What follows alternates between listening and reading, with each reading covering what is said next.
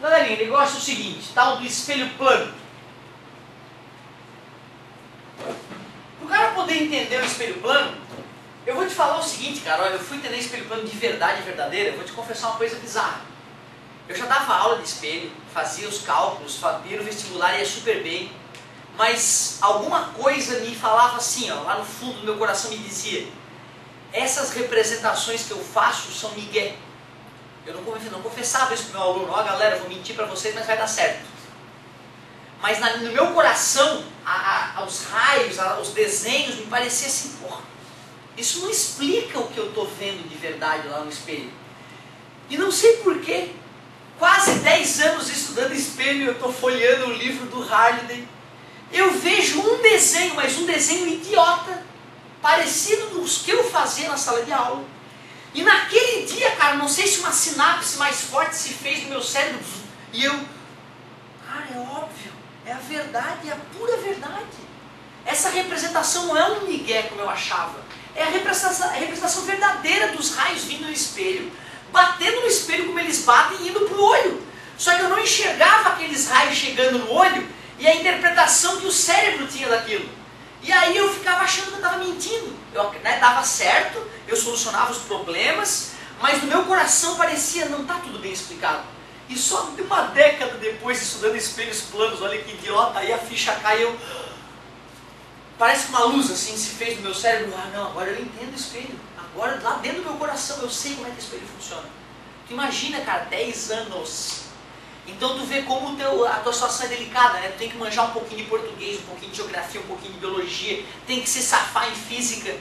Mas não quer dizer que depois da aula tu sai entendendo, faz exercício, acaba, agora eu sou foda nisso. Não, às vezes tu precisa de 10 anos para poder realmente internalizar um conhecimento.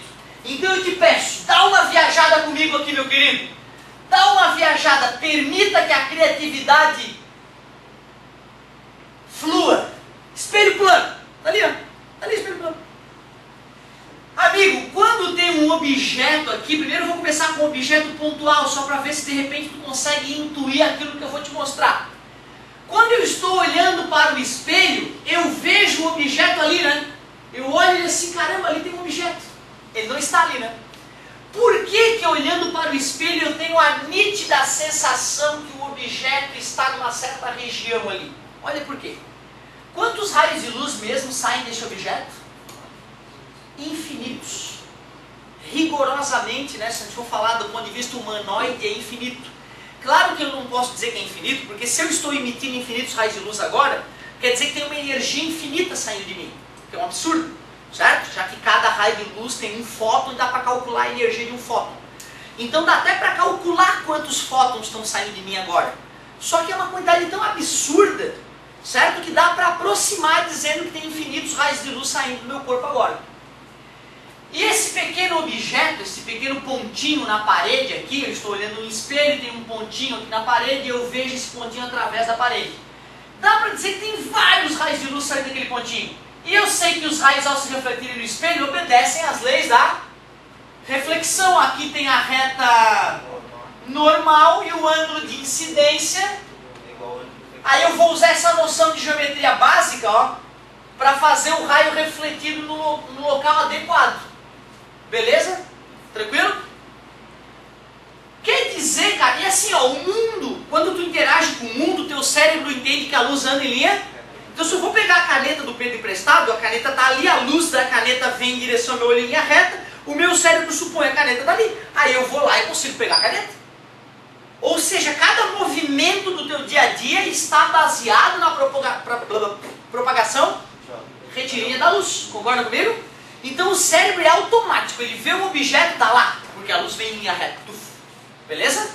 Quando o meu cérebro, então, olha para um espelho e vê um objeto, por que que eu enxergo o objeto lá atrás? Porque se a luz veio do espelho, o meu cérebro não vai pensar, ah não, bateu e voltou.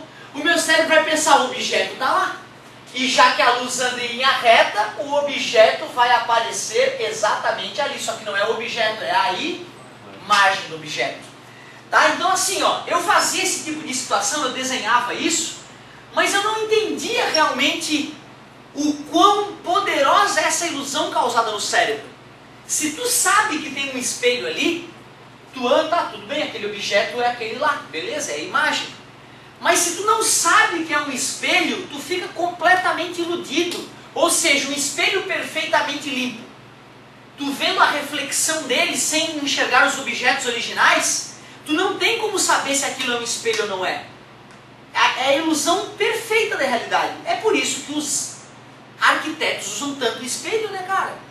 Porque o espelho, tu pega um lugar desse aqui, bota espelho no teto, espelho nas paredes, tu vai duplicar o lugar, vai dar a sensação para as pessoas que estão no lugar que o lugar é o dobro. E é uma sensação nítida. E outra, se a pessoa não enxerga o espelho, é fácil ela entrar naquele espelho. Tem lá uma regiãozinha com um espelhinho pequenininho, decorativo, ele não chegou de frente, então ele não estava se vendo, ele olha aquele espelho e ele garante que é uma passagem para outro lugar, é o resto do lugar. E ele vai reto. E muitos estão com a cara no espelho porque não chegaram de frente no espelho. E dá a sensação de que é a passagem para um novo lugar. Eu lembro eu guri na casa da minha avó, um espelho entre uma mesa e a porta do banheiro, e de repente eu olho, porra, não sabia dessa passagem, cara. Caramba, eu venho nessa casa desde que eu sou bebê e eu nunca vi isso. Aí eu, porra, vou lá, né?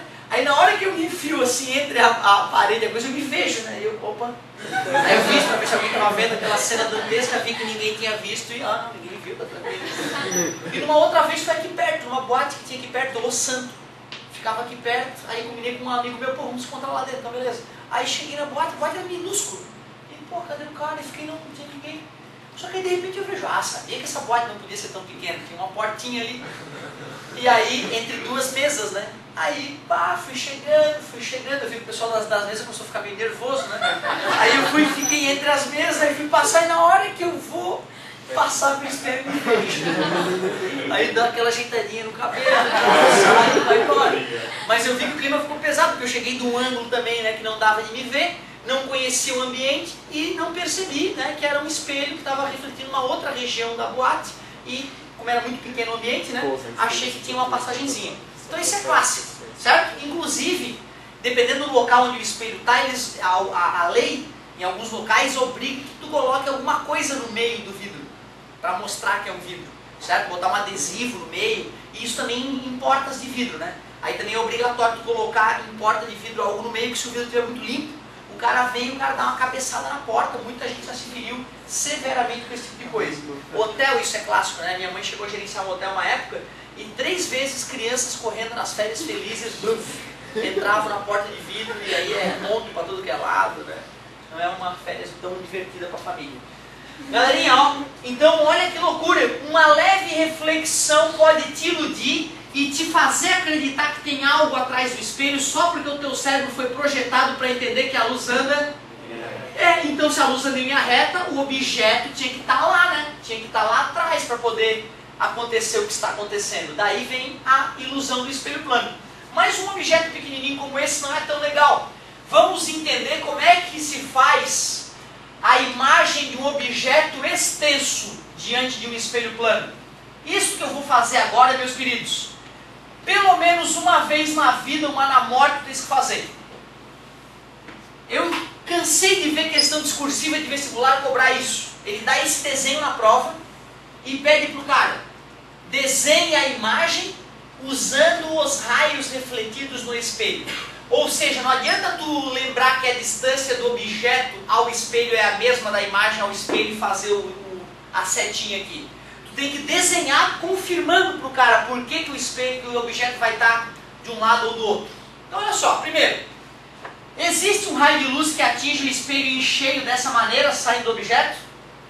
Certamente existe, já que eles são praticamente infinitos. Então certamente existe um raio de luz que bate no espelho em cheio e volta. O ângulo de incidência foi 0, o ângulo de reflexão é 0. É o melhor raio que tem para desenhar. Aliás, vou até desenhar um raio desse lá em cima também. Ó. Pô, esse raio é muito fácil de desenhar, que beleza. Só falta mais um raio. Com mais um raio da parte superior e mais um raio da parte inferior, eu consigo saber onde é que está a imagem. Esse raio aqui, será que existe, meus amigos? Certamente esse raio existe. Vou fazer a reta normal e olha só, já que o quadro é quadriculado, eu vou botar um quadradinho para baixo e dessa forma eu tenho certeza que eu estou obedecendo que o ângulo de incidência é igual ao ângulo de reflexão. Se tu está olhando daqui e esses raios atingem o teu olho, teu cérebro pensa, a luz anda?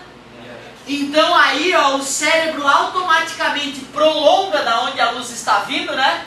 Para saber aonde que tu vai ver o pezinho da imagem, olha lá. Certo? Então eu simplesmente fiz dois raios refletidos, prolonguei esses raios porque o meu cérebro sempre supõe da onde a luz está vindo, já que a luz anda em linha reta. E aí então eu tenho aquela alucinação ali, achando que tem um pezinho, né, atrás do espelho. Ô professor, mas e se tu pegasse outro ângulo? Essa era a minha dúvida, né, inicial, quando o meu professor fazia isso para mim. Eu, no teu lugar, estava pensando assim, babaca, ele só deu naquele lugar a imagem porque ele usou aquele ângulo. Se ele usasse outro ângulo ia dar errado. Aí o professor, em vez de ter falado, ó, quer ver? Eu vou fazer com outro ângulo. A luz que bate ali, vamos ver, o ângulo de incidência é igual ao ângulo de reflexão. E se eu prolongo o raio, olha lá onde é que ele passa, cara. Todo raio passa no mesmo lugar. Ou seja, aquilo ali é a representação da realidade. Só que eu só represento 2, 3 raios para não poluir o desenho. Eu não vou fazer milhões de raios. Mas são milhões de raios que saem do objeto, batem no espelho, se refletem e vêm para o meu olho. E meu cérebro, baseado no fato de a luz se propagar em linha reta, supõe para mim que tem algo lá atrás. Então, na verdade, pode fazer o raio que der na tua telha, cara. O raio que der na tua telha. Olha lá, ó. O ângulo de incidência é igual ao ângulo de reflexão. Prolonga os raios refletidos. Prolonga os raios refletidos. Eles sempre vão se chocar no mesmo local.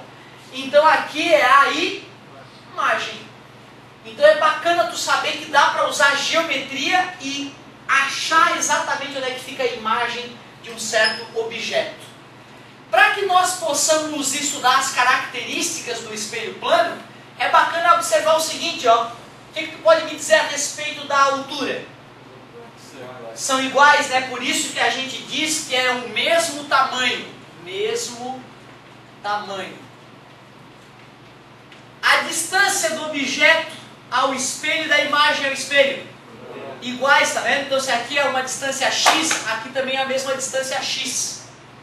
Outra coisa, essa imagem é feita de luz de verdade ou de prolongamento? Por isso que ela é dita virtual, é uma alucinação. Depois, está de cabeça para cima, tal e qual objeto, obrigado, por isso a gente chama ela de direita, porque ela está de cabeça para cima. Agora cuidado. Se eu colocasse uma segunda cabeça aqui no objeto apontando para o espelho, se eu fizesse o estudo que eu acabei de fazer, 2 raios refletidos no espelho saindo daqui, esses 2 raios gerariam uma imagem aqui, ó. Então cuidado, se a cabeça do objeto está virada para a direita, a cabeça da imagem fica virada para a esquerda, fica reversa. Então cuidado, talvez a característica mais perigosa para espelhos planos seja o fato de a imagem ser reversa. Por isso que nos avisos de ambulância, né, impressos na parte da frente da ambulância, está escrito de forma para quem olhar pelo retrovisor do carro conseguir ler a ambulância. Quem olha direto, né, sem espelho, não consegue ler a ambulância, certo? Então não se esqueçam, um F diante do espelho ficaria assim, ó, certo?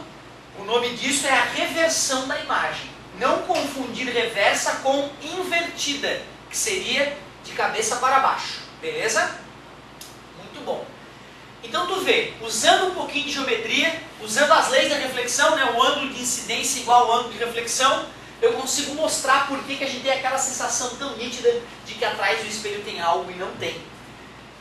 Vamos aproveitar agora e vamos falar de outras características do espelho plano, se o tempo permitir, né? Ah, sim! 5 minutos gloriosos. Vamos finalizar algumas noções de espelho plano e eu vou passar uma super tarefa para compensar o fato de final de semana vocês não terem levado tarefa de física, né?